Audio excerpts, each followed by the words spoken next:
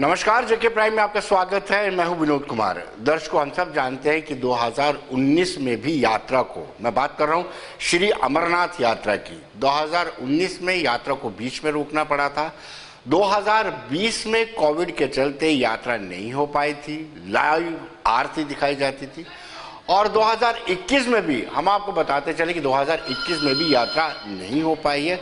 अलबत्ता जो पूजा अर्चना है, जो छड़ी मुबारक है, वो जरूर जारी है। आज छड़ी मुबारक को दशनामी अखाड़े के महंत दीपेंद्र गिरी की अगुवाई में रवाना कर दिया गया। वो कई जगहों पर जाकर के गुफा तक पहुंचेगी। गुफा में पूजा अर्चना करने के बाद वो 11 अगस्त को दोबारा वापस दशनामी अखाड़े में पहुंचेगी। महंत दीपेंद्र गिरी का क्या कहना है वो हम आपको बताते हैं।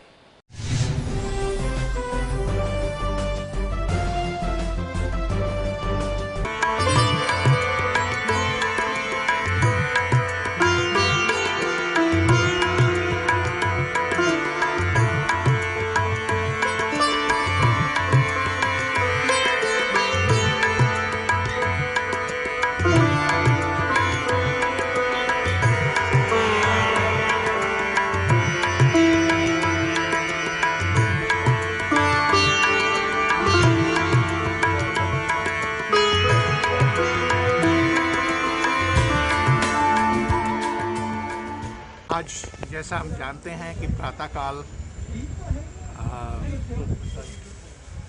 श्रावण मास की, आषाढ़ मास की ये पूर्णिमा थी और लेकिन मुहूर्त समय उसका कम था। उसी समय हमने दशनामी अखाड़ा से प्रस्थान किया और हर साल की तरह परंपरागत हमने पवित्र छड़ी मुबारक, जो कि शिव और शक्ति का स्वरूप है, उसको दशनामी अखाड़ा से पहलगांव छड़ी विश्राम स्थल में हम लेकर आए और यहाँ पर विधिवत वैदिक मंत्रों से भूमि पूजन, नवग्रह पूजन, छड़ियों का पूजन और ध्वजारोहण किया गया। ये जो सारे अनुष्ठान हैं जी, ये छड़ी मुबारक स्वामी अमरनाथ जी की यात्रा को प्रारंभ करने के साथ, धार्मिक और परंपरागत आरंभ करने के साथ जुड़े हुए। तो हमने बड़े विधिवत तरीके से सीमित संख्या में साधु, चूंकि अभी भी कोविड का जो पैंडेमिक है उसका प्रकोप है, उसके मद्देनजर हमने बहुत सीमित संख्या में साधुओं को साथ लेकर आए और कोविड एप्रोप्रिएट बिहेवियर जो है उसको अडॉप्ट किया। और लेकिन जो हमारा पूजन विधिवत हमेशा से होता है परंपरागत, वो हमने अच्छी तरह से वैदिक मंत्रों से।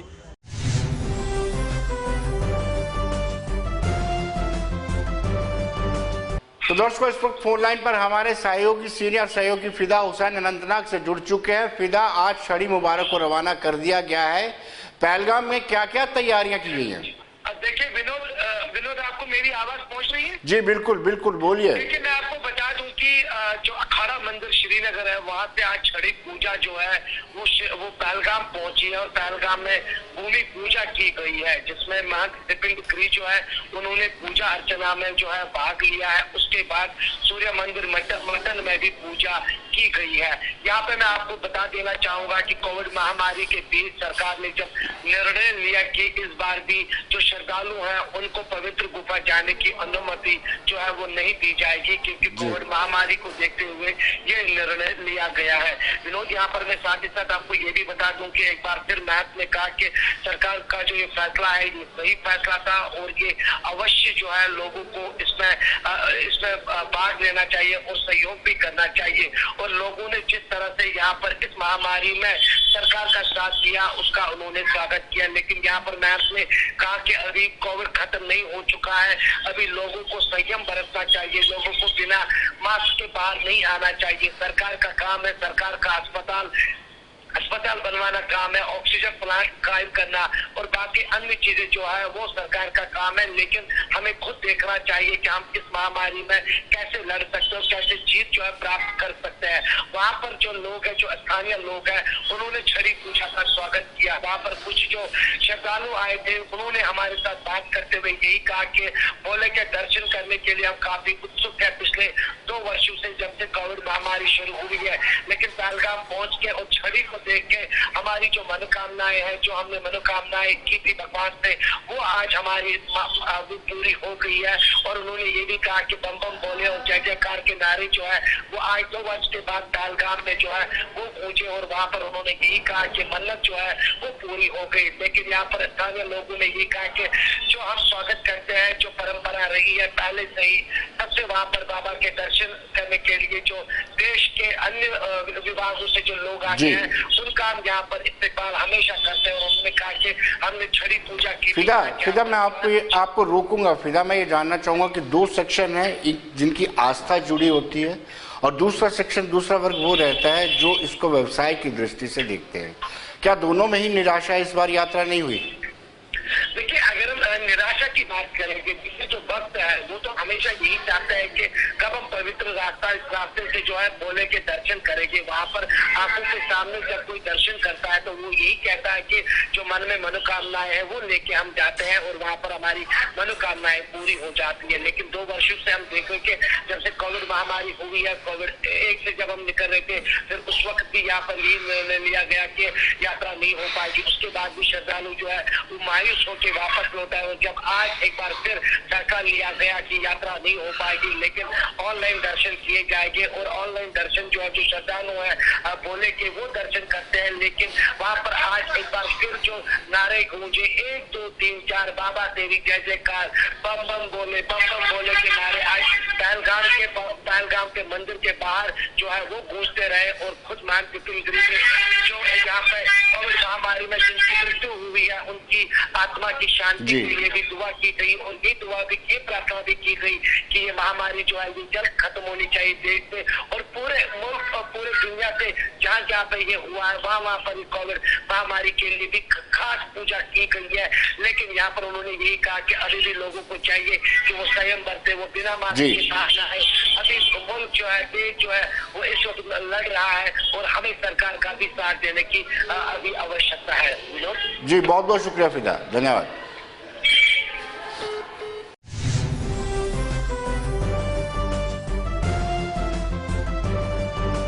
दर्शकों, बिजली विभाग ने कुछ आला अधिकारियों को और मीटर रीडर्स को सस्पेंड किया है, निलंबित किया है। कहा है कि उनका परफॉर्मेंस अच्छी नहीं थी, परफॉर्मेंस लो होने के कारण उनको सस्पेंड किया गया है।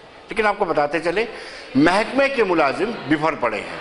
महकमे के मुलाजिमों ने 29 जुलाई तक का अल्टीमेटम दिया है। उन्होंने सरकार को अल्टीमेटम दिया है कि अगर 29 जुलाई तक के फैसले को वापस नहीं लिया गया तो वो हड़ताल करेंगे, बेमियादी हड़ताल शुरू कर देंगे, जिसका खामियाजा महकमे को भुगतना पड़ेगा।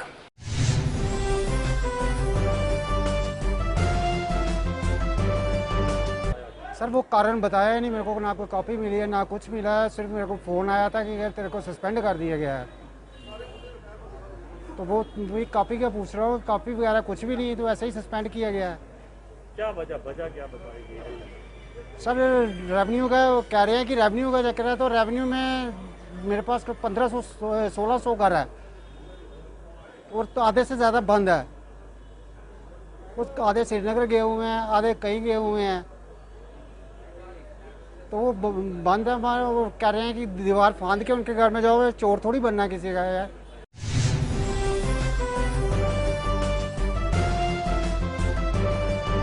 तो दोस्तों, इन मुलाजिम नेताओं का कहना है कि सरकार उन लोगों को विक्टिमाइज कर रही है जो लोग 24 घंटे काम करने के बाद, बिजली आपूर्ति को बहाल करने के बाद और टाइम में काम करने के बाद भी सेवाएं दे रहे हैं। उसके बावजूद भी उनको टारगेट बनाया जा रहा है, एक साजिश के तहत टारगेट बनाया जा रहा है। उन्होंने कहा कि स्मार्ट मीटरिंग की बात सरकार करती है, लेकिन उपलब्ध होने के बावजूद भी सरकार स्मार्ट मीटरिंग नहीं लगा रही है। यानी अफसरों और इनके बीच में अब तनाव की स्थिति बनी हुई है, गतिरोध बन गया है।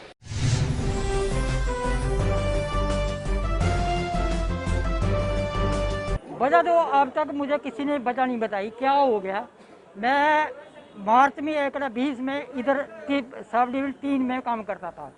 उस टाइम जब जो इलाका दिया वो खराब था, मैंने ITI दी WE को, वो लिख कर दिया भाई ये अपना सिस्टम सुधारो। लेकर उन्होंने सिस्टम नहीं सुधारा। टीम में भी 4 बंदे गए, 2 दिन गए तो तीसरे दिन गए नहीं। फिर उसके बाद मैंने डब्ल्यू को बोला सर मेरे उधर मार पड़ी है, मेरे को निकालो ये जहाँ से। फिर मुझे मार्च में मुझे क्वार्टर में लगा दिया 35 और 35 से फिर बस एक्शन साहब ने इन्होंने मुझे रिलीव कर दिया। एक्शन साहब ने मुझे रिलीव कर दिया 2 नंबर का नाहर रोड में। उधर से मैं रोज काम मांगता था डब्ल्यू से, मुझे काम दे दो, मैं काम करना है, मैं काम करने वाला बंदा हूँ, मैं काम कर, लेकिन उसने मुझे काम नहीं दिया।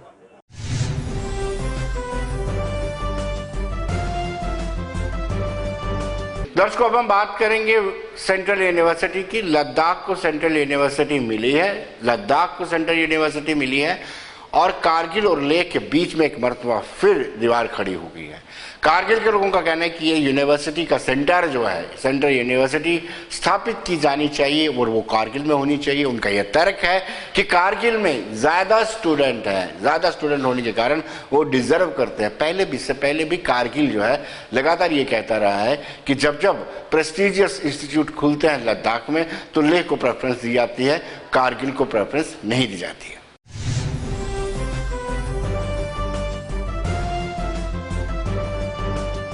लद्दाख के लिए सेंट्रल यूनिवर्सिटी अप्रूव किया है और लद्दाख को सेंट्रल यूनिवर्सिटी अप्रूव करने के बाद खासकर लद्दाख के मुख्तलिफ पॉलिटिकल ऑर्गेनाइजेशन के रिप्रेजेंटेटिव्स की जानिब से लोगों को और ख़ासकर यूथ को कॉन्ग्रेचुलेशन देते हुए पाया गया। एजुकेशनली कितना एम्पावर कर सकता है और लद्दाख के लेह और कारगिल के स्टूडेंट्स की क्या रिएक्शन है, पॉलिटिकल एक्टिविस्ट की क्या रिएक्शन है, इस हवाले से मुख्तलिफ लोगों से हमने बात की। सबसे पहले तो मैं जब मॉरिश में जब बजट सेशन चला वहाँ पे फाइनेंस मिनिस्टर ने इस चीज़ की घोषणा की और आज लगभग 4-5 महीने गुजरने के बाद अप्रूवल मिला यूनियन मिनिस्ट्री की तरफ से। ये बहुत बड़ी एक खुशी की लहर है पूरा खत्ते यूनियन टेरिटरी लद्दाख के लोगों के लिए। और फर्स्ट यहाँ सेंट्रल यूनिवर्सिटी लद्दाख में हायर एजुकेशन की कोई इंस्टीट्यूट सेटअप होने जा रहा है, तो इस हवाले से मैं पूरा लद्दाख वासियों को मुबारकबाद पेश करता हूँ। ख़ासकर सेंट्रल गवर्नमेंट का बहुत शुक्रगुजार हूँ कि आपने कम से कम लद्दाखियों को इस नीड्स को समझा, कम से कम हमारे जो हायर एजुकेशन की जो यहाँ परेशानी थी इसको आपने समझते हुए यूनिवर्सिटी को ग्रांट किया। और यूनिवर्सिटी की ज़रूरत ज़्यादातर कहाँ पर है? अगर हम देखेंगे कि लद्दाख में 2 डिस्ट्रिक्ट है, एक लेह और एक कारगिल। लेह में अगर आप वहाँ के कॉलेज और यूनिवर्सिटी कैंपस में अगर आप देखेंगे टोटल स्टूडेंट्स की तादाद जो हमने लिया है 1400 हैं। और हमारे कारगिल में यहाँ कॉलेजेस और यूनिवर्सिटी कैंपस में अभी हमारे पास 2700 स्टूडेंट्स अभी पढ़ रहे हैं। तो इस चीज़ को मद्देनज़र रखकर ये सेंट्रल यूनिवर्सिटी दर हकीकत कारगिल में होना चाहिए जहाँ स्टूडेंट्स की अक्सर तादाद है। और अभी आप देखेंगे लेह में जो यूनिवर्सिटी है वहाँ पर भी 50% से ज़्यादा हमारे कारगिल के ही स्टूडेंट्स हैं जो वहाँ पढ़ रहे हैं।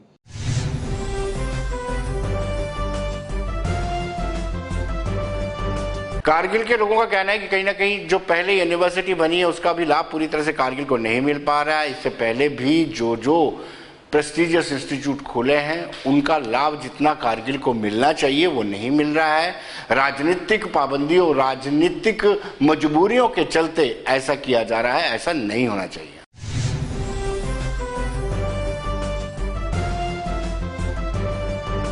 वो ये डिसीजन लिया है कि हायर एजुकेशन को बढ़ावा देने के लिए एक सेंट्रल यूनिवर्सिटी का क़याम लद्दाख यूनियन टेरिटरी में अमल में लाया जाएगा। इसका स्वागत करते हैं। दूसरी अहम चीज़ जो ऑनरेबल एलजी साहब ने कहा है, ये थोड़ा मुझे इस बात से इख्तलाफ है। वो इख्तलाफ ये है कि अगर आप यूनिवर्सिटी इस्टेब्लिश करेंगे तो लॉजिकली और रैशनली देखेंगे कि स्टूडेंट्स कहाँ ज़्यादा आपको अवेलेबल रहेंगे। तकरीबन करगिल डिस्ट्रिक्ट के अंदर 2700 के आसपास स्टूडेंट कॉलेजेस और यूनिवर्सिटी ऑफ लद्दाख में है, जबकि लेह में ओनली 1200 to 1400 के आसपास स्टूडेंट्स हैं। लॉजिकली अगर कोई पॉलिटिकल कंपल्शन नहीं है यूनियन टेरिटरी के ऊपर, कोई सियासी दबाव नहीं है, तो लॉजिकली ये यूनिवर्सिटी जो है वो कारगिल डिस्ट्रिक्ट में इस्टेब्लिश होना चाहिए।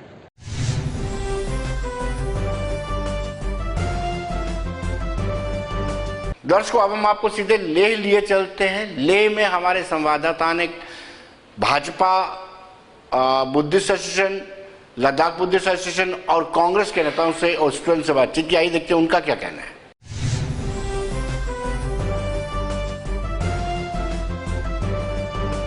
डिस्ट्रिक्ट कांग्रेस कमेटी ले के प्रेसिडेंट से भी जानेंगे उनका कैसा रिएक्शन है। सेंट्रल यूनिवर्सिटी जो लद्दाख के लिए अनाउंस हुआ है और जो यहाँ पे जो यूनिवर्सिटी बनने जा रहा है वो खालसे में बनेगा, जिस तरह से अनाउंसमेंट हुई है, तो आप कैसे इस पे क्या कहना चाहेंगे सर? सबको नमस्कार। जैसे कि आप सब जानते हैं, लास्ट थर्सडे को यूनियन मिनिस्टर अनुराग ठाकुर जी द्वारा एक अनाउंसमेंट हुआ है। लद्दाख को एक सेंट्रल यूनिवर्सिटी का डिसीजन, कैबिनेट डिसीजन लिया गया था। ये जो कैबिनेट डिसीजन हुआ है वो एक लद्दाख का एक बहुत पुराना मांग था यूनिवर्सिटी का। हम उस कांग्रेस पार्टी इस यूनिवर्सिटी का स्वागत करते हैं। साथ ही साथ हम चाहेंगे कि कुछ चीज़ों को गवर्नमेंट के सामने रखना बहुत ज़रूरी है, क्योंकि हमारे अभी भी प्रेजेंटली हमारे पास 2-3 यूनिवर्सिटीज़ है। एक तो CIBS है और एक क्लस्टर यूनिवर्सिटी और हायल भी एक यूनिवर्सिटी है। हम सबको मालूम है, बीते हुए लगभग साल होने को आ रहा है, जो CIBS का जो डीम टू बी यूनिवर्सिटीज़ का जो इश्यूज़ है वो अभी भी पेंडिंग है। और रिसेंटली जितने स्टूडेंट्स CIBS के द्वारा डिग्री ले रहे हैं उनका एक विरोध प्रदर्शन भी हमने देखा है फेसबुक द्वारा, सोशल मीडिया द्वारा। तो मैं चाहूँगा ये इस यूनिवर्सिटी का बनना हमारे लिए बहुत अहम होगा, स्पेशली लद्दाख के लिए। उसका हम स्वागत करते हैं। और मैंने पहले ही बोला था कि जैसे कि रिसेंटली पिछले साल मैंने EGM कॉलेज पे भी हमने अपना रिजल्ट्स और अपना डिग्री के इश्यूज हमने राइज किया था, और वहाँ पे भी हमें एश्योरेंस मिला था कि हाँ आप लोगों को जल्द ही आप लोगों को रिज़ल्ट मिलेंगे ये वो। लेकिन यही हुआ, मैम जितना स्ट्राइक किया उसके बाद एक ही रिज़ल्ट, फिर वही रिज़ल्ट हमारा ये, और उसके बाद इतना भी हमारा सोर्ट आउट नहीं हुआ है। और जहाँ तक ये सेंट्रल यूनिवर्सिटी की बात कर रहे हैं, ये मोस्ट वेलकम स्टेप है। लेकिन मैं इतना नहीं मानता हूँ कि अगर ये सेंट्रल यूनिवर्सिटी अलॉट हुआ है तो इसमें ये प्रॉब्लम्स अभी फेस नहीं होना चाहिए। पुराना मांग है हम लोगों का, लद्दाख के लोगों का, कि यहाँ पर एक सेंट्रल यूनिवर्सिटी एस्टेब्लिश होना चाहिए लद्दाख के लिए। तो जब कल गवर्नमेंट ने कैबिनेट में ये अप्रूव किया है, सेंट्रल यूनिवर्सिटी लद्दाख को दिया है UT को, तो हम इसका तो तहे दिल से शुक्रिया अदा करना चाहते हैं मोदी सरकार को और भारतीय जनता पार्टी की सरकार को। कि आपका कैसा रिएक्शन है? सेंट्रल यूनिवर्सिटी जो है लद्दाख को दिया गया है और साथ ही साथ बताया है कि खालसे में इस चीज़ का सेंट्रल यूनिवर्सिटी को बनाया जाएगा, तो आप क्या इस पे कहना चाहेंगे सर? सबसे पहले तो मैं भारत सरकार के माननीय श्री नरेंद्र मोदी जी के नेतृत्व में और हमारे संसद माननीय जमयांग सिंह नामग्याल जी के बहुत बहुत तहे दिल से शुक्रिया अदा करना चाहता हूँ कि लद्दाख को सेंट्रल यूनिवर्सिटी की जो सेंट्रल यूनिवर्सिटी का कल कैबिनेट में डिसीजन लिया गया है, तो इसके लिए मैं पूरा लद्दाख के भारतीय जनता पार्टी लेह डिस्ट्रिक्ट के पूरा वर्कर और सभी की तरफ से मैं बहुत बहुत तहे दिल से धन्यवाद और शुक्रिया कहना चाहता हूँ।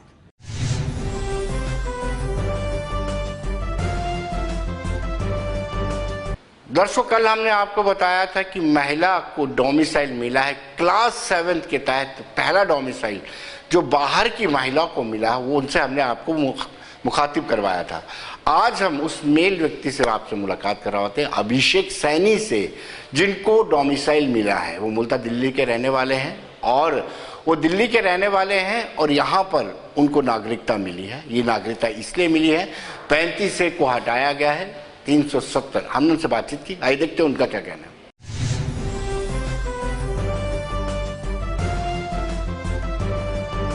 दर्शकों, जैसे कि आप सब जानते हैं कि क्लास 7 डोमिसाइल नियमों की क्लास 7 में अमेंडमेंट हुई है, जिसके तहत कोई भी मेल हो फीमेल हो जिसके पास स्टेट सब्जेक्ट है, डोमिसाइल है, वो किसी से शादी करता है, उसको भी डोमिसाइल का राइट मिल जाता है। कल हमने आपको बताया था कि डॉक्टर निधि शर्मा, जो मूलतः दिल्ली की रहने वाली हैं, हिमाचल की रहने वाली हैं, दिल्ली में सेटल हुई हैं, उनको पहला क्लास 7 का लाभ मिला था। अब हम आपको मिलाएंगे अभिषेक सैनी जी से, जिनको पहला लाभ मिला है, जो दिल्ली से मूलतः रहे हैं और उन्होंने जम्मू में शादी की है, उनको डोमिसाइल मिला है।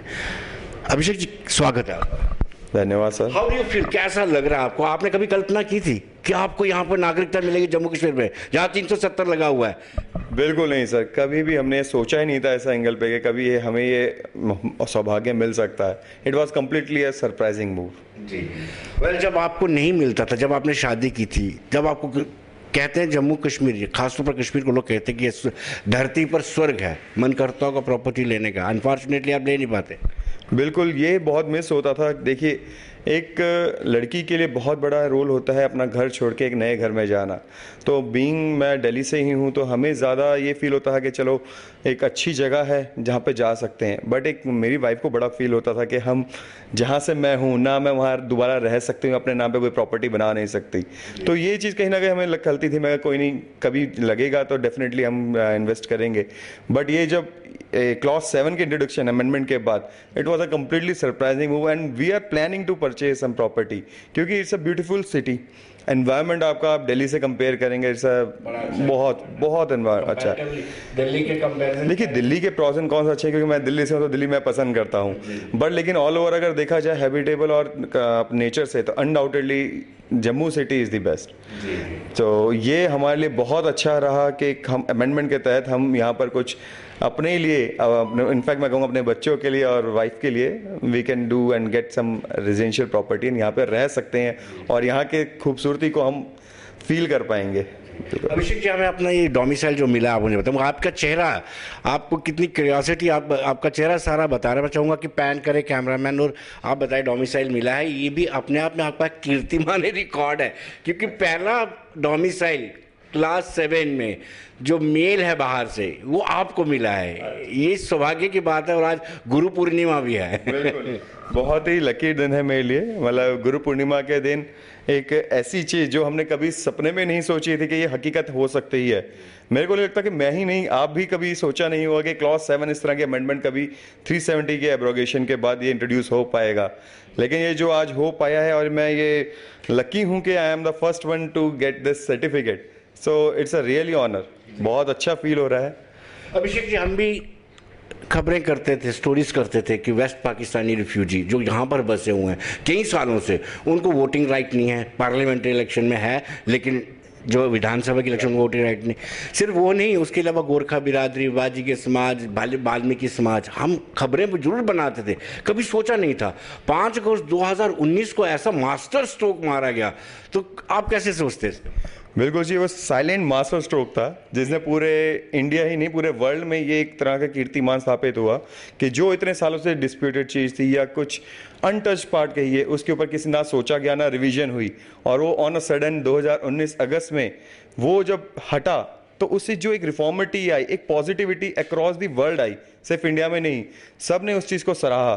थैंक्स टू आवर प्रधानमंत्री Narendra Modi ji and our LG साहब, जिनकी जद्दोजहद के चलते हम ये इस मुकाम पे पहुंचे हैं। स्पेशली जो आप जिनकी आप बात कर रहे हैं, माइग्रेंट्स, रिफ्यूजीज, देखिए वो वहाँ पे इतने सालों से 35, 40, 50, 60 साल से रह रहे हैं, लेकिन उनके बच्चों को कोई राइट्स नहीं, उनको कहीं भी जाना पड़ता है, जम्मू से बाहर जाना पड़ता है। अब सबसे बड़ी बात, ये डोमिसाइल एक अपने में ही एक कीर्तिमान इसलिए है, it's a sign of a development. आपसे देखिए, जो इंडिविजुअल, देखो बड़े इन्वेस्टर्स आते हैं, उनके लिए पॉलिसी स्कीम्स रहती हैं, बट जो इंडिविजुअल मार्केट बिजनेस मेकर्स होते हैं वो इंडिविजुअल इन्वेस्ट करते हैं। अब जैसे कोई जो नहीं ले पाता था रिफ्यूजी, जो माइग्रेंट से, वो यहाँ पर एक प्रॉपर्टी लेकर या इन्वेस्ट करके अपना एक इंडस्ट्री, स्मॉल इंडस्ट्री स्केल, जो भी स्कीम्स अभी बहुत हैं, government is initiating a new subsidize schemes also, तो वो अवेल कर पाएंगे और एक्सेल कर पाएंगे। ये डेवलपमेंट का बहुत अच्छा स्टेप है ये। अभिषेक जी, मैं आपको बताता हूँ, मैं अपना एक्सपीरियंस आपको बताता हूँ कि यहाँ पर जो बाहर के IAS officer, IPS officer Jain के कैडर में आते हैं, वो आते हैं, लेकिन उनको पता है कि हम यहाँ पे प्रॉपर्टी परचेस नहीं कर सकते। फिर उनकी जो एफिलेशंस रहती है पब्लिक के साथ, वो सोचते हैं कि हमने तो वापस जाना ही है। और एक, मैं किसी डीजी का नाम नहीं लूँगा, वो जब वापस अपने राजस्थान में गए तो उनको कहा जाता था कि डॉक्टर साहब के भाई हैं, उनको कभी नहीं कहा कि जेएनके के फॉर्मर डीजीपी हैं। तो मुझे लगता है कि अब एक और चीज़ डेवलप होगी, जो ऑफिसर्स होंगे बाहर के, जो जेएनके के डर के होंगे, यूटी के डर के होंगे, उनमें भी पब्लिक के बीच में पब्लिक से बनाने का, पब्लिक से रिलेशन रखने का मौका मिलेगा। जी बिल्कुल, एक अपनापन महसूस होगा। सबसे बड़ी बात यही है, जब तक हम लोगों से कनेक्ट होते हैं, हम काम करते हैं, लोगों के लिए करते हैं, लेकिन लोगों में जब तक ये फील नहीं आएगा ये हमारा अपना है, ये यहाँ के हैं, तो तब तक वो टच नहीं आ पाता। और ये आप बिल्कुल सही कह रहे हैं कि जो ब्यूरोक्रेट्स या कोई भी XYZ जो यहाँ पर हैं, यहाँ पे काम करके गए हैं लेकिन वहाँ पे नहीं रह सकते, तो उनको भी कहीं ना कहीं ये रहता है कि यार कि हम यहाँ से जाना ही है। हमें जाना, हम क्या रिलेशन रखें पब्लिक से? क्यों करें? नहीं, लेकिन करते हैं, लेकिन अपनी कैपेसिटी में हर कोई अपना बेस्ट करता है। बट समटाइम्स इट्स फील्स कि कहते हैं ना कि हमारा कोई कॉन्स्टिट्यूंसी है या हमारा कोई एरिया है तो हमने वहाँ पे एरिया डेवलपमेंट हुई है, तो हमें बहुत अच्छा फील भी होता है। लेकिन हम अगर वो वहाँ पे करके भी जाएगा ना, तो ये नहीं आता कि वो यहाँ करके गया, ये डेवलपमेंट ऑटोमेटिक होनी है। लेकिन अगर वो यहाँ का होकर अगर डेवलपमेंट करेगा तो लोगों को लगेगा कि हाँ, इन्होंने यहाँ के लिए डेवलपमेंट करी है और ये हमारे ही हैं, हमारे बीच में से हैं। अब ये डबल सिटीजनशिप तो नहीं होगी आपके पास? दिल्ली में भी है, यहाँ भी डोमिसाइल है। सर ऐसा है, देखिए ये तो बहुत ही क्लियर गाइडलाइंस है। जो वोटिंग राइट्स है, कहीं भी आप रहिए, 2 घर हो, 3 घर हो, 4 घर हो, किसी भी स्टेट में आप वोट एक जगह कर सकते हैं। सो वो तो आप एक ही जगह हो पाएगा। डबल राइट्स की इसमें जो सरकार की ये एक ट्रांसपेरेंसी पॉलिसी है और उसमें चेक रहेंगे 100%। इतनी इजीली देखो, कोई भी चीज़ इंट्रोड्यूस होती है उसका सारा सिस्टम प्रॉस कॉन स्टडी करके इंट्रोड्यूस किया जाता है। तो डबल सिविलाइजेशन या डबल रजिस्ट्रेशन नागरिकता के मेरे हिसाब से कोई साइड इफेक्ट तो नहीं आएगा। और रही बात voting right, it will be only bound to only one state, वो तो है। अभिषेक जी, हेल्थ सेक्टर बड़ा वीक है, ऐसा कहना नहीं चाहिए। जम्मू कश्मीर का हेल्थ सेक्टर बहुत वीक है और इवन कि यहाँ पे थोड़ा सा भी फ्रैक्चर होता है, ऐसे कहना नहीं चाहिए, डॉक्टर नाराज हो जाएंगे जितने भी हैं। छोटा सा भी फ्रैक्चर होता है, लोग प्रेफर करते हैं कि पंजाब में जाया जाए, अमृतसर जाया जाए वहाँ पे। तो क्या अब इस तरीके से जैसे डोमिसाइल मिल रहे हैं, प्राइवेट प्लेयर आएंगे यहाँ पे, इन्वेस्ट करेंगे? बिल्कुल करेंगे जी। मेरी वाइफ जो जम्मू से ही हैं, वो डॉक्टर हैं। तो अब मैं आपको, जलंधर मेरी पोस्टिंग रही है। जलंधर आपने को पता ही होगा, वहाँ पे मेडिकल में सबसे ज़्यादा हॉस्पिटल नर्सिंग होम्स हैं। वहाँ लोग उससे आगे बढ़ ही नहीं पाते। जम्मू में जैसा आप बता रहे हैं, कोई छोटा सा कुछ लीवर का कुछ होगा, डीएमसी लुधियाना आना है जी, हड्डियों के लिए आपको अमृतसर ही जाना पड़ेगा। We have the infrastructure, we have the resources, but हम यूज़ नहीं कर पा रहे। क्यों? हमारे पास यहाँ पे डॉक्टर्स नहीं है। डॉक्टर्स क्या होते हैं, देखिए सर, आप यहाँ पर अब मैंने स्टडी करी, यहाँ पे सीट्स आपकी 50-100। अब यहाँ के जो बच्चे हैं वो बाहर मूव होंगे, अब वो सोचेंगे हमारे लिए वहाँ पे अपॉर्चुनिटीज़ ही नहीं है, तो हम वहाँ जाके क्या करेंगे? तो जम्मू के ही जो अपने लोग हैं वो बाहर सेटल हैं और वहाँ के लिए नहीं कर पा रहे हैं। अब इस चीज़ से, introduction of this domicile, I feel health sector बहुत बूम करेगा, क्योंकि फार्मास्यूटिकल्स कंपनी, और सबसे बड़ी बात है जो मैं अगेन आपको वही बता रहा हूँ, इंडिविजुअल इन्वेस्टर, इंडिविजुअल डॉक्टर्स जब यहाँ पे खुद स्टेप इन करेंगे, तो जब ओन करके अपना रेजिडेंशियल हो या फिर कोई क्लिनिक हो या कोई प्रॉपर्टी आएंगे, तो हेल्थ सेक्टर तो बूम करेगा सर। और वो ज़रूरी भी है इस समय। जैसे सेकेंड वेव में हमारे पूरे हिंदुस्तान, क्या पूरे दुनिया में आपने देखा कि हेल्थ सेक्टर का जो था वो एक्सपोज रहा कि कहाँ हम खड़े हैं। बट वी विल होप कि this will bring a good Fortune, कि यहाँ पे डेवलपमेंट हो। आखिर सवाल आपसे, कैसा फील कर रहे हैं, कैसा महसूस कर रहे हैं आज आप? It is literally again a silent and surprising move, and we are feeling very wonderful. हम बहुत अच्छा फील हो रहा है, मतलब एक्सप्रेस नहीं कर सकते, क्योंकि being a first person to be getting this certificate is a really wonderful thing. जी, अभिषेक जी बहुत शुक्रिया आपका, धन्यवाद। बहुत धन्यवाद सर, थैंक यू।